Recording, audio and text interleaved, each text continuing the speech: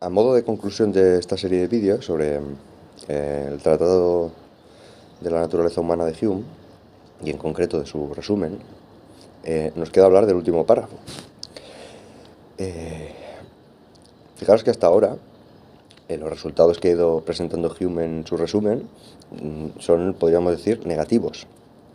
Es decir, ha demostrado que algunas ideas que se suelen dar por buenas y como perfectamente conocidas, realmente son ilusiones de la imaginación. Lo vimos para el caso de la causalidad y lo vimos para el caso de la identidad personal, para el yo, ¿no?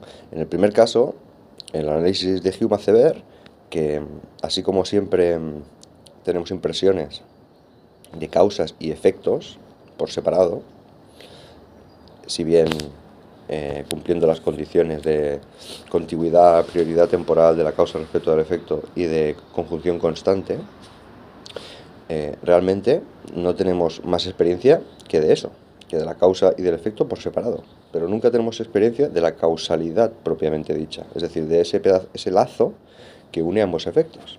De manera que eso que hacemos de inferir causas a partir de efectos y efectos a partir de causas, pues simplemente es algo así como una suposición, no es una creencia. No tenemos, digamos, eso no es verdaderamente, no es propiamente un conocimiento, ¿no? No hay demostración de la causa a partir del efecto, ni del efecto a partir de la causa, ¿no? Y lo mismo pasaba un poco con el análisis del yo, ¿no? Hume hacía ver como no hay impresión del yo. Simplemente esto aparece como una especie de efecto óptico, una ilusión, a partir de el fluir constante de unas ideas a otras, que es el único contenido que tenemos en nuestra mente, ¿no? Entonces fijaros que en ambos casos el test primordial de Hume, que es el de a partir de una idea intentar mostrar la impresión que se le corresponde, pues fallaba, ¿no? A partir de la idea de causalidad no hemos podido encontrar una impresión que se le correspondiera, es decir, ese lazo secreto, esa conexión necesaria entre causas y efectos, no la vemos en ningún sitio. Y lo mismo pasaba con el yo. No en ningún sitio hemos podido encontrar una impresión presente, viva del yo, que se correspondiera con la idea compleja que tenemos del yo. Por tanto, en ambos casos, tanto en el caso de la causalidad como en el caso de la identidad personal, no se trataba tanto como de conocimientos que tengamos y que tengamos con total certidumbre demostrativa, sino que se trata más bien de sentimientos, ¿no? Nosotros sentimos que hay una conexión necesaria de causas y efectos en el mundo y que, por tanto, dado una causa, dada la existencia de una causa presente, viva, delante nuestro, damos por hecha la existencia de su efecto con total seguridad. Pero ese paso es un paso, digamos, de creencia, de sentimiento, no de razón. Y lo mismo pasa con el yo. Hume nos dice, el yo lo sentimos que tenemos un yo, que somos un yo, pero no lo conocemos, no tenemos impresión de él en ningún momento. Pues bien, todos estos resultados negativos, que al final muestran que nuestra imaginación tiene un fuerte carácter pasional, es decir, que es que está sometida a pasiones. Y fijemos qué quiere decir pasiones, cosas que le pasan, cosas que padece. O sea, la imaginación padece una serie de... le pasan una serie de cosas. Digamos, es más pasiva que activa. A la imaginación le pasa que cuando se va acostumbrando a experimentar ideas, de fenómenos conjuntamente dispuestos de manera habitual, pues le pasa que se convence de esa existencia de un lazo inquebrantable entre esos dos fenómenos. Y a la imaginación le pasa también que a partir de ese flujo constante y siempre cambiante de ideas que la atraviesa, pues le pasa que se crea la ilusión de la existencia del yo. Claro que para Hume es muy importante la idea de que la imaginación del ser humano, y por extensión el ser humano, es de naturaleza pasional. Nosotros, más que la mente, más que hacer cosas, le pasan cosas. Por lo tanto, más que pensar, para Hume, las personas son pensadas. Digamos, se les forman pensamientos en la cabeza. Vemos que, por ejemplo, para el racionalismo es totalmente lo contrario. Para el racionalismo perdón, la razón, la mente, es primordialmente activa. Precisamente por eso, porque la razón, como buenos racionalistas, tiene un papel muy importante en el sistema, en su sistema. En cambio, para un empirista, y en concreto para un empirista radical como lo es Hume, la mente sobre todo es pasiva. Ya lo vimos, inicialmente, en origen, la mente es una tabla en blanco, no tiene nada, solo adquiere ideas a partir de la experiencia, a partir de cosas que le van pasando, que se le van imprimiendo en los sentidos. Y no solo eso, sino que luego las ideas, que ya vimos que son como copias menos vivas de las impresiones, se combinan entre sí, un poco al azar, aparentemente. Por tanto, a la mente le siguen pasando cosas, ¿no? La mente le sigue pasando que a partir de ideas simples, que sí que se corresponden con impresiones, que sí que tienen como origen impresiones, se combinan entre sí, dando lugar a ideas, pues que a veces son útiles y que a veces son casi inescapables, como por ejemplo la idea del yo o la idea de la causalidad, pero que a veces también son ideas fantasiosas. Por ejemplo, la idea del unicornio o la idea de tantas ideas que tenemos en la cabeza. O sea, que al final todo pasará por distinguir en esa relación que se establece entre las ideas de manera más o menos automática, cuando sus productos son legítimos y cuando no. Cuando estamos hablando de algo así como sabiduría, conocimiento, o cuando estamos hablando de pura fantasía, pura ilusión. Hume siempre va a ser muy distinto distinguir una cosa de la otra. Perdón, muy diferente distinguir una cosa de la otra. Pues bien, en este último párrafo, Hume dice algo así como que si por algo él tiene que ser reconocido como autor, como inventor de algo, como descubridor,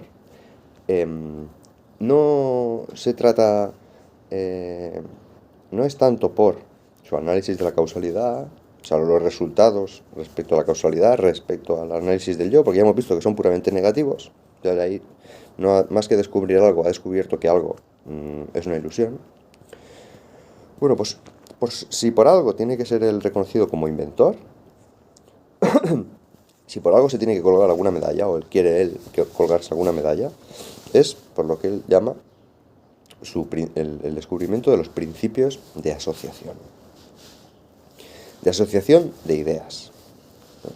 Ya hemos dicho hace un momento que a partir de ideas simples que la mente tiene en la cabeza y que sí tienen como origen una impresión correspondiente, una impresión de los sentidos, la mente, la imaginación inquieta, no puede evitar asociar esas ideas.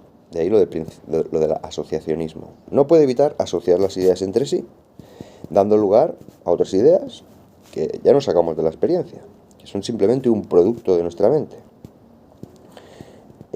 Por tanto, ¿qué relación tendrán con el mundo real de ahí fuera si es un producto de nuestra mente? Pues bien, lo que Hume descubre, y explica muy bien en la primera parte del libro, la primera parte de su tratado, pese a que aquí lo introduzca solo al final de su resumen, es que esta combinación, que esta asociación entre ideas no se da totalmente al azar, sino que sigue una serie de reglas que son las mismas para cualquier imaginación, es decir, para cualquiera de nosotros, para cualquier persona. Y eso quiere decir que el ser humano tiene una naturaleza. ¿No? Ya hemos visto que el ser humano no puede descubrir en sí una impresión de yo, y que su mente solo es una sucesión constante de ideas, por tanto que todo el rato está cambiando. Entonces, ¿en qué sentido si siempre el contenido de cada mente, cada imaginación, es siempre distinto un momento respecto del siguiente? Y además, cada persona tiene en su cabeza las ideas que tenga en función de la experiencia que haya ido teniendo. Bueno, pues se puede hablar de que el ser humano tiene naturaleza, para Hume, porque aunque las ideas siempre sean distintas, se asocian entre sí siguiendo siempre las mismas reglas. Esa es la naturaleza del ser humano. Digamos, los principios de asociación de sus ideas. Y podemos poner un ejemplo muy sencillo. Si yo ahora pongo aquí encima de la mesa la idea de limón, fijaros que es una idea, no es una impresión, porque aquí no hay ningún limón a la vista.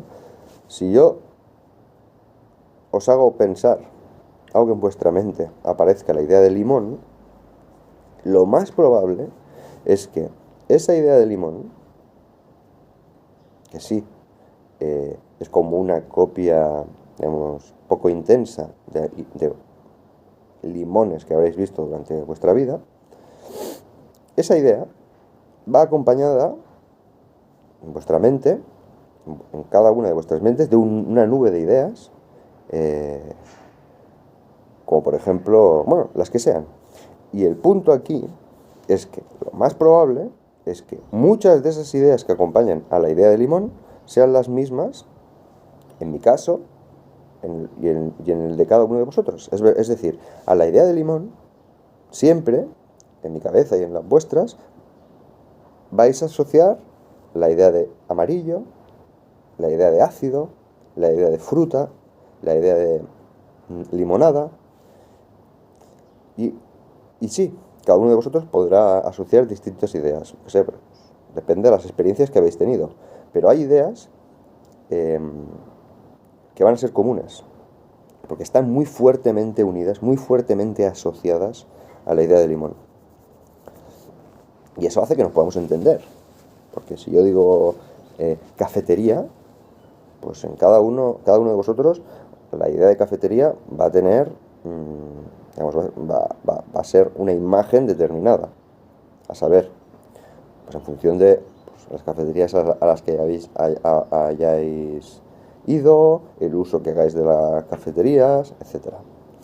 Pero las ideas que acompañan a esa idea de cafetería, pues en general van a ser muy parecidas. Por eso, si yo, por ejemplo, os digo que quedamos mañana a las 7 de la tarde en la cafetería que hay en la esquina de Bento, Balmes con Pelayo, por mucho que las ideas que tengamos en la cabeza van a ser distintas, como en general van a estar asociadas a ideas muy parecidas, lo más probable es que nos encontremos mañana a las 7 en esa cafetería. Digamos, que nosotros pensamos como por nubes de ideas que se relacionan, y en general, normalmente, esas ideas se parecen bastante las unas a las otras. Por tanto, más que ideas nuestras que hayamos producido nosotros, son ideas que se han ido como formando, pues en función de la experiencia que tenemos, que pese a ser diferente, es bastante parecida a la que podamos tener entre nosotros, pues porque estamos imbuidos en la misma cultura, hemos sido educados de una determinada manera, etc. Pues bueno, Para Hume, los principios, digamos, las reglas que guían esta asociación de ideas son 3, y solo 3. Y estas reglas son las de las que él está más orgulloso, como hace ver en su resumen. Esto es para él su gran descubrimiento. Pues bien, en primer lugar, y veréis que son principios de asociación de ideas muy sencillos. En primer lugar, las ideas se pueden asociar entre sí por semejanza. Es decir, que si nosotros tenemos una idea en la cabeza, le va a ocurrir a esa idea que va a estar siempre acompañada, va a estar siempre unida en la mente a ideas de cosas o a ideas que se le parezcan. Ideas que se le parezcan. Por eso la idea de bici está muy asociada en la cabeza, por ejemplo, a la idea de moto. O por eso a veces es difícil distinguir en nuestra mente a dos gemelos. Bueno, cuando pensamos en un gemelo, enseguida se nos mezclan cosas de otro gemelo. Vemos que esas ideas, por mucho que hayamos tenido impresiones distintas de los dos gemelos, esas ideas están muy fuertemente asociadas en la naturaleza. En la mente. Y así con todo.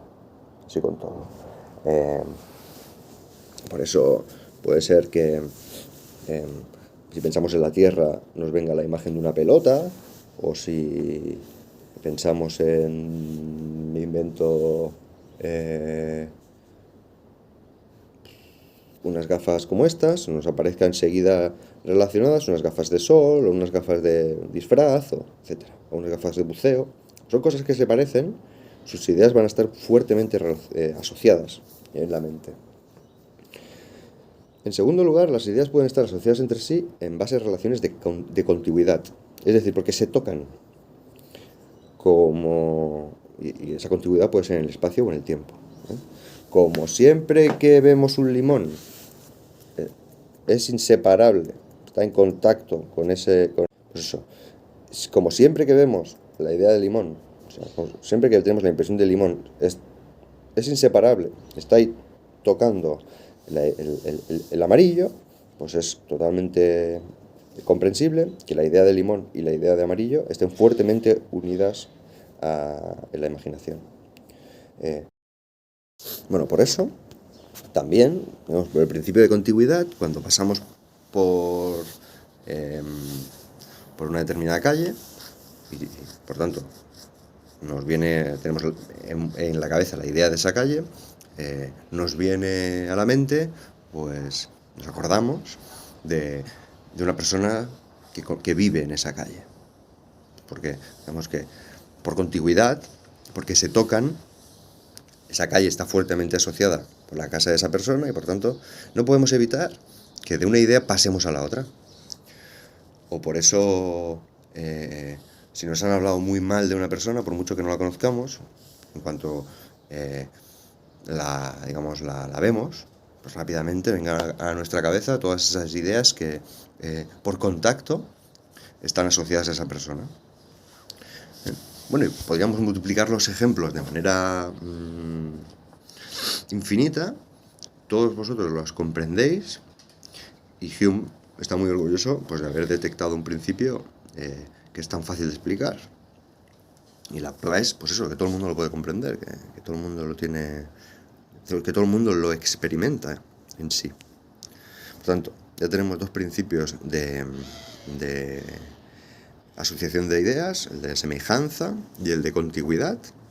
Y en tercer lugar, y último, tenemos el de principio de causalidad, ¿no? Esta causalidad no es exactamente la misma que la idea de causalidad que nos formamos en la mente a través de la experiencia, del hábito de ver fenómenos que están, digamos, que aparecen juntos en la experiencia. No es exactamente lo mismo. Aquello era una idea y esto es un principio natural de asociación. Vamos, esto es una cosa que le pasa a la mente, este segundo tipo de causalidad. Por lo tanto, tiene el mismo nombre. Aquella idea de causalidad está muy relacionada con este principio de causalidad, pero no son exactamente lo mismo. Digamos que es otro punto de vista. Pero bueno, no nos metamos en esto porque digamos que es un tema muy complicado en Hume, quizás es el tema más complicado. Entonces, como principio de asociación de ideas, el principio de causalidad lo que quiere decir es que si una, digamos, impresión está relacionada con otra por relación de causa y efecto, sus ideas también van a estar asociadas de manera muy fuerte. Por ejemplo, ¿por qué la idea de ácido está relacionada con la idea de limón? Pues porque siempre que probamos el limón, se causa en nosotros el efecto de nuestras papilas gustativas de la impresión de ácido. Por tanto, cuando pensemos o cuando tengamos delante un limón, aun sin haberlo probado, en nuestra cabeza el limón está fuertemente asociado con la idea de ácido. Igual después lo probamos y no es tan ácido. Resulta que ese limón está muy maduro y casi tira dulce. Pero antes de haberlo probado, las ideas de ácido y limón están fuertemente asociadas. Por tanto, fijaros que sí, para Hume, nuestra imaginación, nuestra mente, funciona de alguna manera, de manera automática. Primero, en dos sentidos. Primero, pues que se va poblando de ideas a partir de la experiencia que va teniendo, digamos ante la que no tenemos control, ni mucho menos. Y en segundo lugar, esas ideas se combinan entre sí, de manera automática también, en base a las reglas de asociación de ideas, que él, digamos, descubre y expone. Por lo tanto, digamos que podríamos decir, así como los cartesianos decían que el cuerpo es algo así como una especie de máquina, de autómata mecánico, pues un empirista como Hume podría decir que la mente también es un autómata, una especie de autómata espiritual. Digamos que las cosas, las relaciones entre ideas se van dando de manera automática, en base a unas determinadas reglas. Y eso se puede cambiar hasta cierto punto, digamos, se puede intervenir hasta cierto punto. Y con esto digamos que Hume concluye su presentación, su resumen del Tratado de la Naturaleza Humana, que como no os invito a leer. Es un texto que no sé si lo dijimos, escribió Hume muy joven, pues con 27 años, ¿no? Donde la República, Descartes, sus meditaciones las escribió con 40 y tantos años. La República de Platón, que es otro texto que hemos trabajado, más difícil de fechar, pero igual Platón era incluso un poco más mayor, cercano a los 50. Pero el texto de la naturaleza humana lo escribió Hume muy jovencito, con 27 años, una edad más cercana a la vuestra que a la mía, probablemente. Y es, digamos, se nota que lo ha escrito una persona joven. Es un texto fresquito. A veces un poco embarullado, cuesta de seguir el uso que hace de algunos términos Hume, precisamente por ese ímpetu a la hora de escribir el texto, a la hora de volcar toda esa nueva visión del mundo que él quería presentar. Pero es un texto muy estimulante. Simplemente decir que, bueno, para Hume, sí, somos pensados más que pensamos activamente. Es decir, la naturaleza del ser humano es fuertemente pasional, le pasan cosas, ¿no? Eso influye mucho. Ya no solo es un tema emotivo a nivel de sentimientos, sino eso, al final, como hemos visto, tiene sus consecuencias a nivel cognitivo, a nivel de cómo funciona nuestra mente. Pero lo que sí va a decir Hume, la puerta que deja abierta Hume, digamos, a poder tener una relación más o menos un poco crítica con esas cosas que van pasando en nuestra cabeza, es pues eso, la reflexión racional. Es decir, por mucho que a la mente en su vida ordinaria le vayan pasando cosas, y esas cosas que le pasan difícilmente sean controlables, lo que sí que puede hacer, digamos, la ventaja que sí que tiene y que tenemos también todos los seres humanos, de acuerdo a su naturaleza, es poder hacer esa parada y esa reflexión sobre cómo funciona nuestra mente. Digamos, eso sí que es una cosa que hace el ser humano de manera activa. De manera activa. Y eso es lo que le permite darse cuenta de algunas ilusiones que se forman automáticamente en su mente, por tanto, de alguna manera ponerlas así como entre paréntesis, no dejar que actúen de manera tan persistente.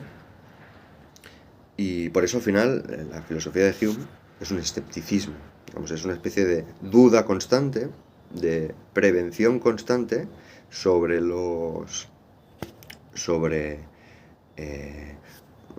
la seguridad que tenemos en nuestros propios conocimientos. Y no es la misma duda que en Descartes, ¿eh? Fijaros que en Descartes se parte de la duda para llegar a la certeza. En Hume casi que pasa lo contrario, ¿no? Se parte de las certezas que tenemos, se investigan esas certezas y el análisis muestra que no dejan de ser algo así como fantasías, como ilusiones, trampas que nos hacemos a nosotros mismos. Algunas de ellas son buenas, nos permiten andar por el mundo, lidiar con nuestras emociones y formar sociedades, por tanto vida en común. Pero algunas otras no lo son. Algunas otras son tal delirio de la imaginación que es mejor ser escépticas sobre ellas. Es decir, no prestarles nuestro asentimiento, no intentar descreernos de ellas. Por eso, pues lo dicho, lo que Descartes empezaba en duda, la duda metódica, y acababa en certezas, en Hume va a ser exactamente lo contrario. Empezábamos en certezas y vamos a acabar, pues eso, en una duda informada, lo que llama un escepticismo moderado.